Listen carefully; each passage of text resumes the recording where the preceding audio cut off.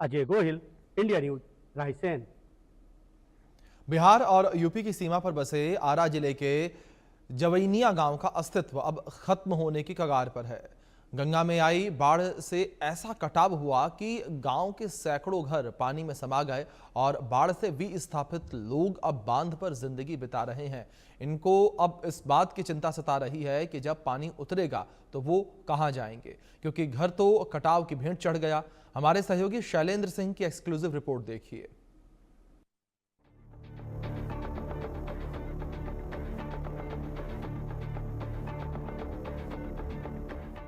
तस्वीरें UP border पर बसे आरा के जविनिया गांव की हैं, जहां एक दो नहीं सैकड़ों घर गंगा की धार में समा चुके हैं।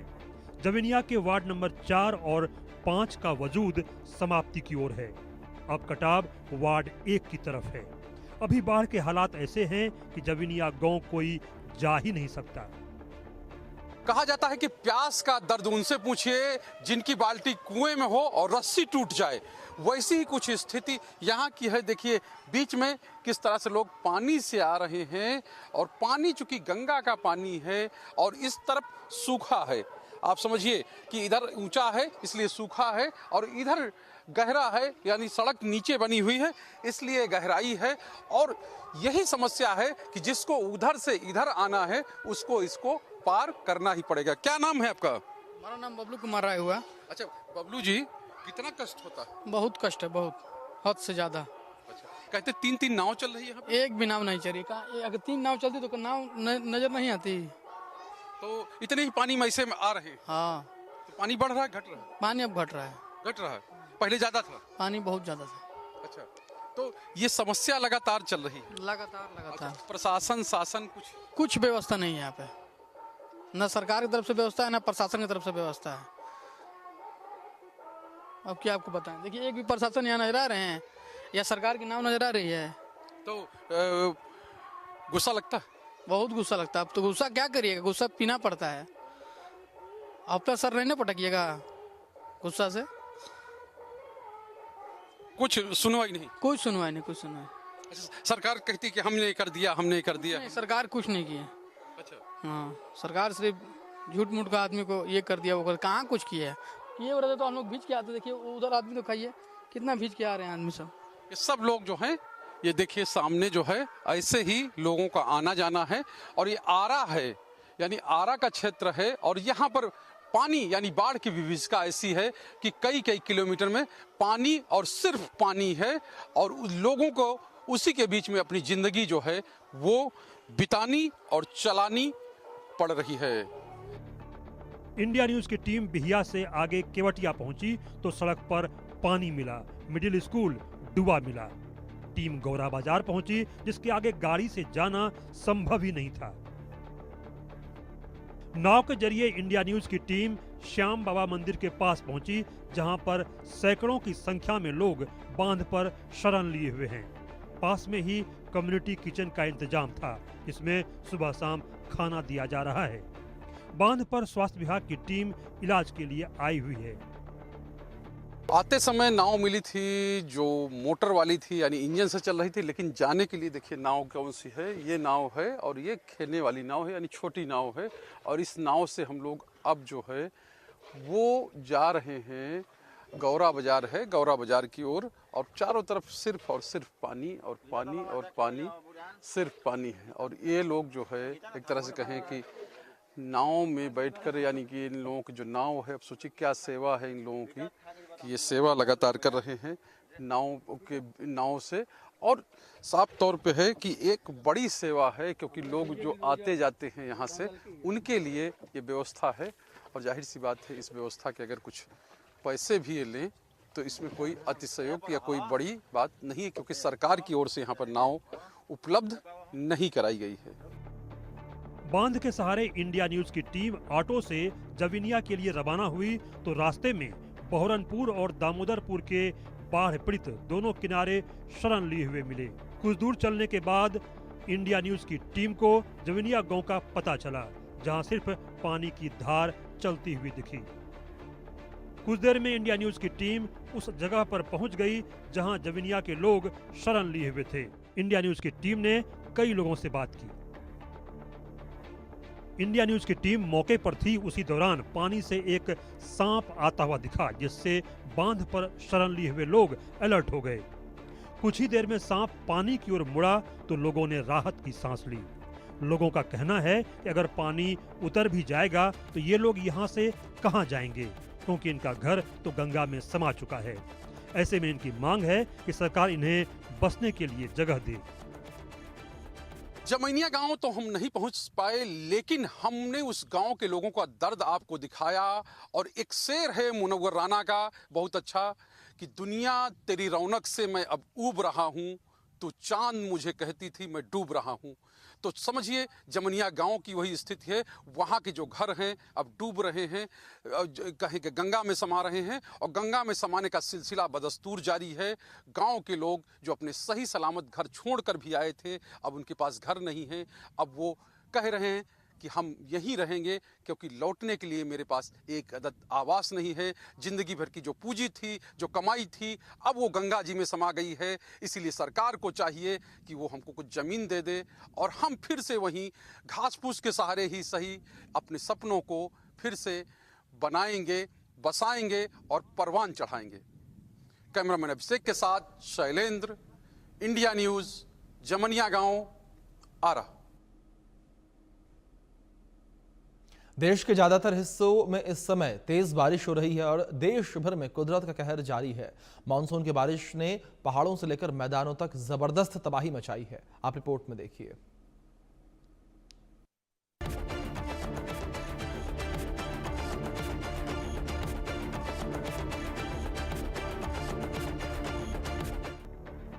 पूरे देश में मानसून आफत ने जनजीवन अस्त व्यस्त कर रखा है। भारी बारिश से तबाही का आलम है। उत्तराखंड के धराली में बादल फटने के बाद हिमाचल के कुल्लू में भी बादल फट गया। मणिकरण घाटी के बड़ोगी गांव की ऊंची पहाड़ी पर बादल फटने की घटना सामने आई, जिसके बाद हजारों लीटर पानी एक साथ गांव में घुस गया। हालांकि इस हादसे में किसी तरह की जनहानि नहीं हुई, लेकिन पानी का वेग इतना था कि 4 पुलों के बहने की खबर है। खेतों पर खड़ी फसल को भी काफी नुकसान पहुंचा है। भारी बारिश और बादल फटने की घटना के बाद कुल्लू शहर के बीच बची बहने वाली सरवारी खड्ड में भी पानी का बहाव काफी तेज चल रहा है। देश भर में हो रही मानसून बारिश ने कहर मचा दिया है। दिल्ली में हो रही लगातार बारिश के बीच जेतपुर इलाके में मंदिर के पास दीवार गिरने से 8 लोग मलबे में दब गए, जिसमें 7 लोगों की जान चली गई। वहीं एक हालत नाजुक बनी है। पहाड़ों में लोग जहां बादल फटने और लैंडस्लाइड से परेशान हैं, तो उत्तर प्रदेश के 30 से ज्यादा जिले बाढ़ से जूझ रहे हैं। यूपी के महोबा में हो रही मूसलाधार बारिश से कच्चे मकान भरभरा कर गिर रहे हैं। चरखारी ब्लॉक के बसोट गांव में भी एक बच्चा मकान कुछ ही सेकेंड्स में जमींदोज हो गया। गनीमत रही हादसे के वक्त रास्ते से कोई गुजर नहीं रहा था, नहीं तो किसी की जान भी जा सकती थी। दिल्ली एनसीआर में भी लोगों की मुसीबतें कुछ कम नहीं है। ग्रेटर नोएडा में जल भराव की वजह से लोगों को मुश्किलों का सामना करना पड़ रहा है। हाई राइज सोसाइटी हो या फिर अंडरपास, सब जगह पानी भरने से लोगों को काफी परेशानी उठानी पड़ रही है। दिल्ली एनसीआर में मूसलाधार बारिश ने लोगों के लिए आफत खड़ी कर दी है। गर्मी से राहत जरूर मिली है, लेकिन आज रक्षाबंधन का त्यौहार है, ऐसे में लोग अपने घर जा रहे हैं और मूसलाधार बारिश रात से हो रही है। देखिए तस्वीरों में आप देख सकते हैं, मैं ग्रेटर नोएडा के एक अंडरपास पे हूँ। जरा अपने सहयोगी से कहूँगा वो दिखाएं कि जो बीच है रास्ते में, वहाँ पर एक ट्रक खराब पड़ा हुआ है और तस्वीरों को देखिए किस तरह से जो पानी है उसकी वजह से लोगों को मुश्किलों का सामना भी करना पड़ रहा है। सामने देखिए पूरा ट्रैफिक जो है वो जाम हुआ पड़ा है। लोग बहुत देर से इंतजार कर रहे हैं कि कब इस पानी से राहत मिले लोगों को जो भरा हुआ है। ये ग्रेटर नोएडा के साकीपुर के पास का अंडरपास है और तस्वीरों में मैं दिखाना चाहूँगा कि किस तरह से जो पानी है वो लोगों की मुश्किलें बढ़ा रहा है। सुबह से लगातार मूसलाधार बारिश हो रही है और देखिए सामने जो पंप है वो भी बंद पड़ा हुआ है, इसकी वजह से लोगों को इस पानी से राहत नहीं मिल पा रही है। बाढ़ जैसे हालात है। और देखिए सामने तस्वीरों में आप देखिए जो बाइक वाले हैं वो लोग कैसे बहुत देर से इंतजार कर रहे थे और वो यहाँ पर निकल कर आए हैं। कुछ लोगों से ज़रूर हम बात करेंगे तो जिस तरह से लोग जो मुश्किलों में हैं वो किस तरह से परेशानियों का सामना कर रहे हैं।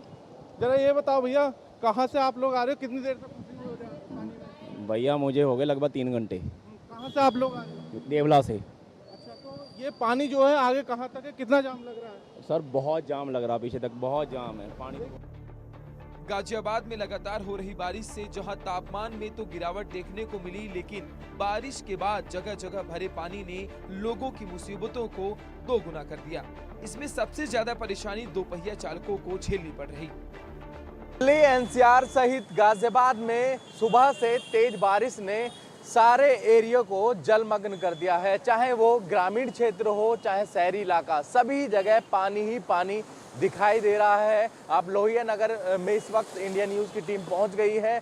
आप देखेंगे किस तरीके से घुटनों तक का पानी यहां पर भरा हुआ दिखाई दे रहा है और कहीं ना कहीं जो गाड़ियां जा रही हैं उनकी भी रफ्तार पर ब्रेक लगता हुआ दिखाई दे रहा है। आप देखेंगे किस तरीके से जो टू व्हीलर वाहन चालक हैं उनको सबसे ज़्यादा दिक्कत हो रही है। ऐसे में कई बार कई घटनाएं भी ऐसी हो जाती हैं, कई बार गड्ढे में लोग गिर जाते हैं, कई बार लोग क्षतिग्रस्त हो जाते हैं।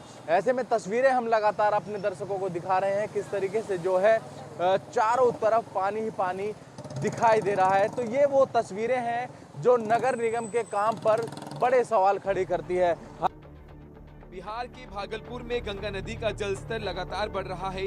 ग्रामीण इलाकों को डुबाने के बाद अब गंगा का पानी शहरी क्षेत्रों में घुस चुका है। तिलका मांझी भागलपुर विश्वविद्यालय का परिसर पूरी तरह जलमग्न है। प्रशासनिक भवन, सीनेट हॉल और कुलपति के आवास में भी पानी घुस चुका है। विश्वविद्यालय के पास प्रोफेसर्स कॉलोनी भी अब पूरी तरह से जलमग्न हो चुकी है। कई परिवारों को मजबूरन ठेले का सहारा लेकर अपने घरों से पलायन करना पड़ रहा। लेकिन कई प्रोफेसर्स ऐसे हैं जो जल कैदी बन चुके हैं।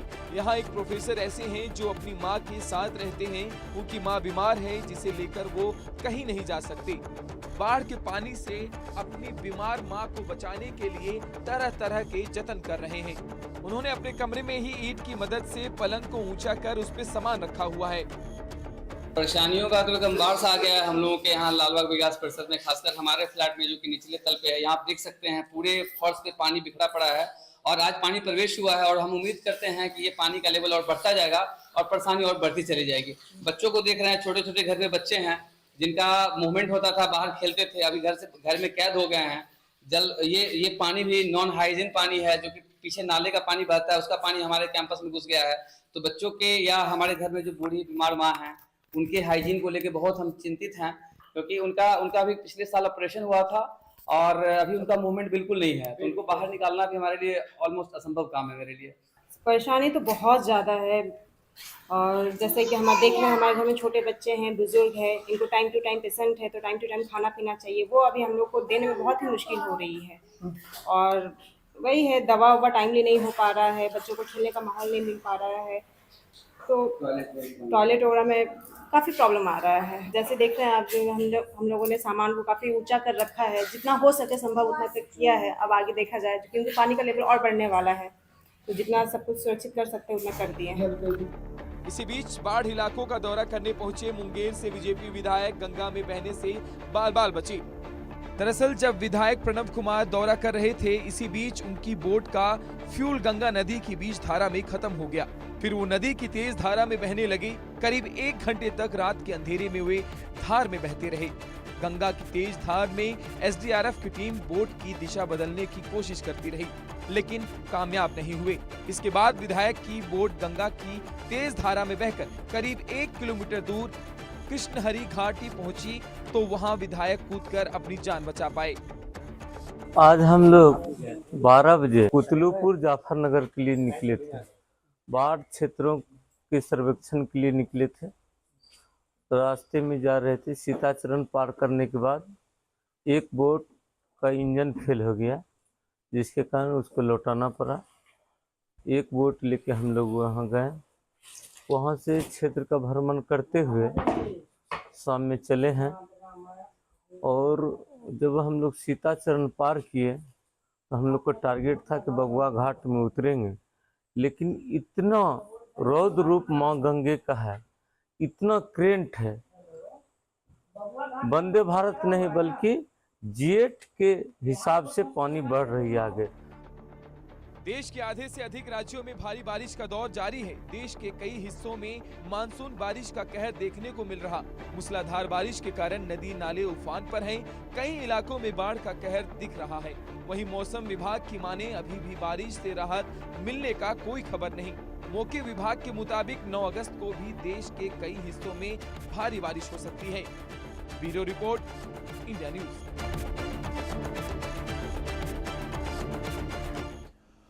उत्तराखंड के उत्तरकाशी में मौजूद धराली को लेकर बात की जाए तो वहां पर भारी तबाही देखने को मिली और इस तबाही के बाद अब वहां पर राहत और बचाव का काम लगातार जारी है और फंसे हुए लोगों को सुरक्षित स्थानों पर पहुंचाया जा रहा है। इस विषय पर आधारित एक खास रिपोर्ट देखिए।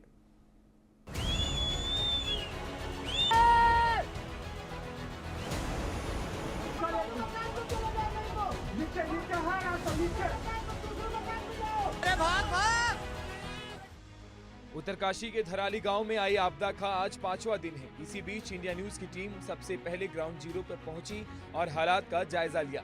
धराली में आई त्रासदी की वजह से अभी भी 100 से 150 लोग लापता हैं, जिनके मलबे में दबे होने की पूरी आशंका है। धराली के 80 एकड़ में मलबा फैला हुआ है। इसे हटाने के लिए जेसीबी मशीनें लगी हैं। मलबे के नीचे दबे लोगों की तलाश के लिए हाईटेक थर्मल सेंसिंग मशीन के साथ और बड़ी मशीनें चाहिए, लेकिन ये सब 60 किलोमीटर दूर भटवाड़ी में रास्ता न खुलने की वजह से अटका हुआ है, जिससे पूरी तरह से रेस्क्यू शुरू होने में थोड़ा वक्त अभी और लग सकता है।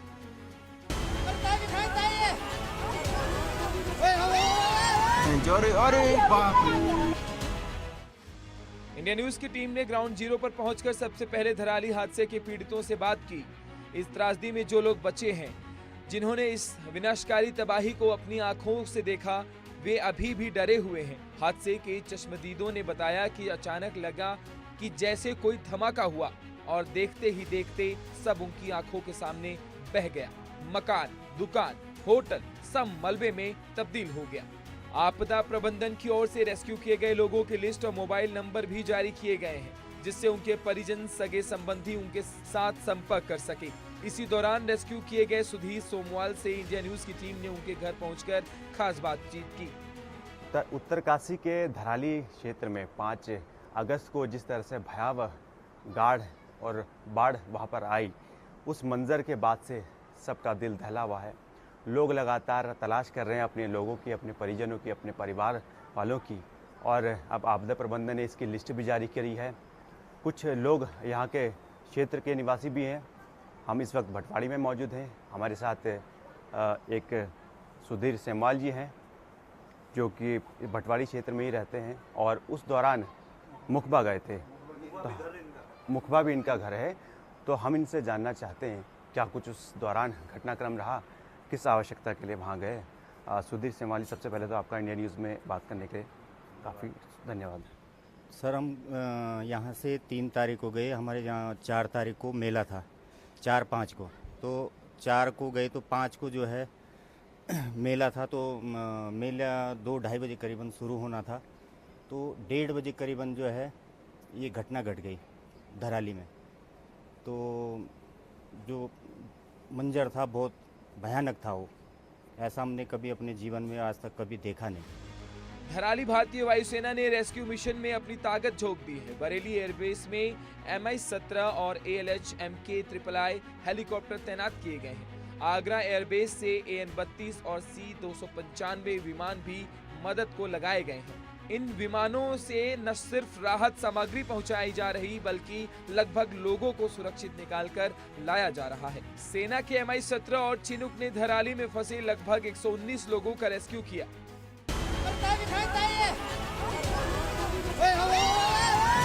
अरे बाप रे।